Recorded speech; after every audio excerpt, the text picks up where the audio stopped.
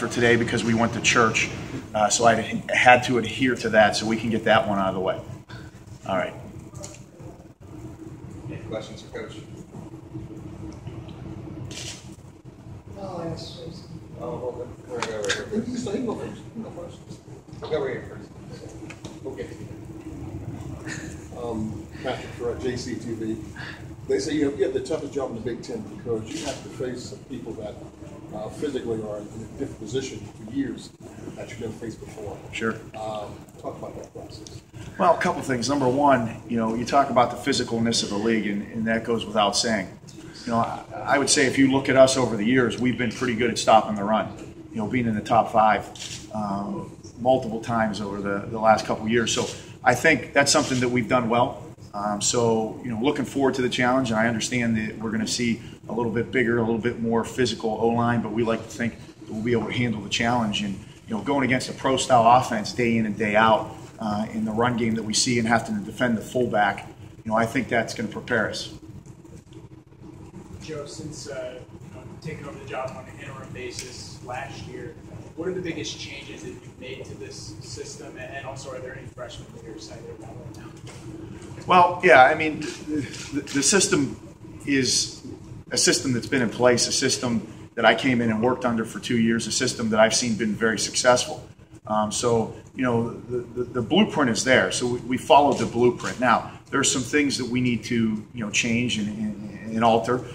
I think you always got to look at what your players do well and try to play to those strengths, and then look at maybe some things that they don't do well and try to avoid putting them in those situations.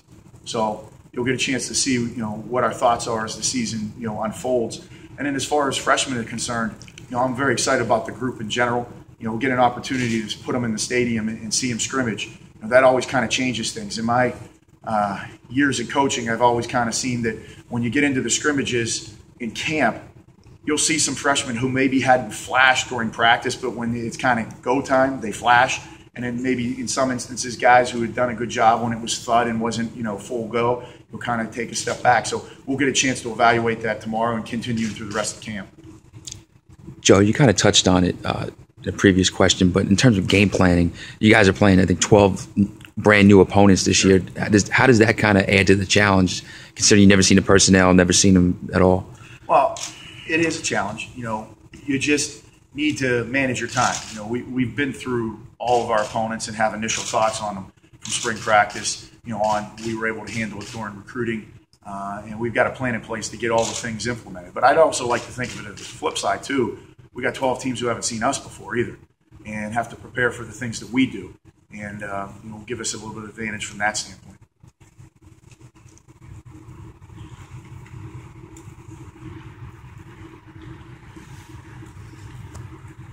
Joe, you told the Big Ten Network that your defense will have both 4-3 and 3-4 elements. How much do you think your experience as a college defensive lineman will shape that? Well, I think all that does is make me, have a little bit better idea up front. I started off coaching on the defensive line. I played the defensive line, so I really like and enjoy working with defensive linemen. But Coach Panagos does an outstanding job with those guys. So I just think it's just whenever you can put yourself in a player's mind and you've been there and you've played it, it gives you a little bit better idea of what they're seeing, what they're expecting. So. And secondly, how many of your players do you think know that you were a college defensive lineman? I have no idea.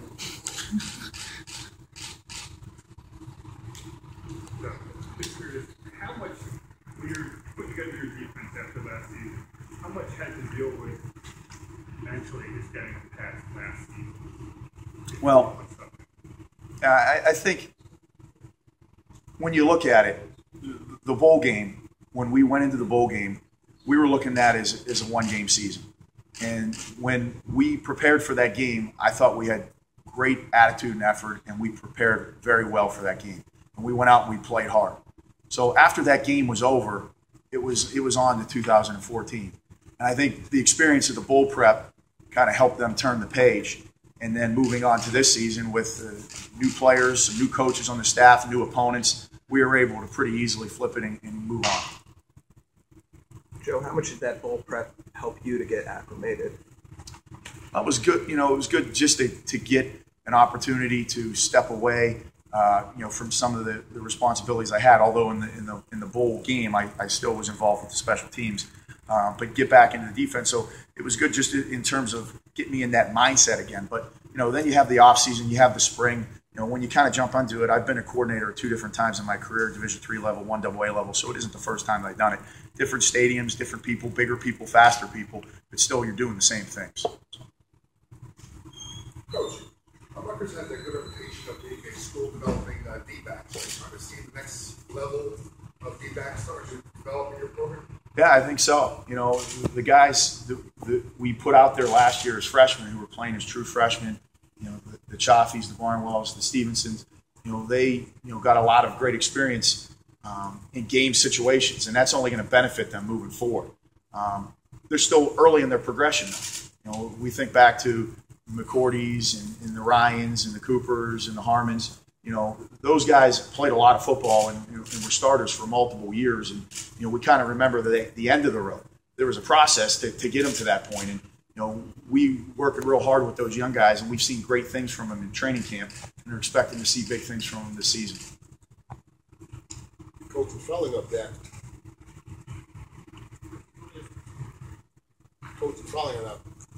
most schools, major schools, bring guys back to work with players.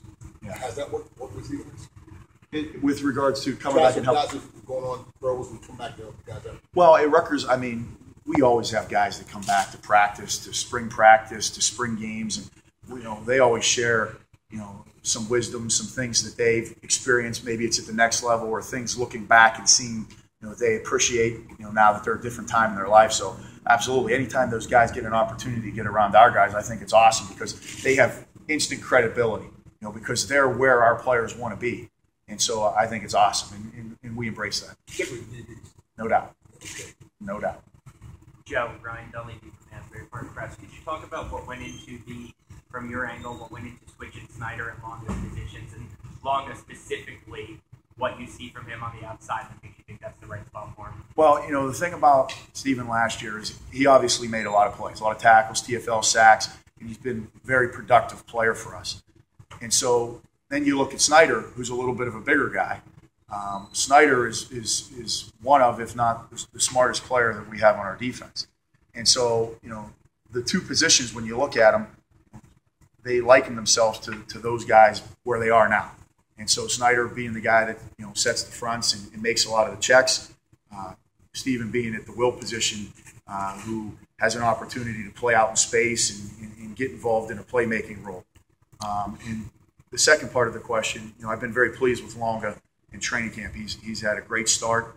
He's grown a lot. Coach Frazier's done a great job progressing him, and he's taken steps forward even from spring practice. So we're very excited with where he's at.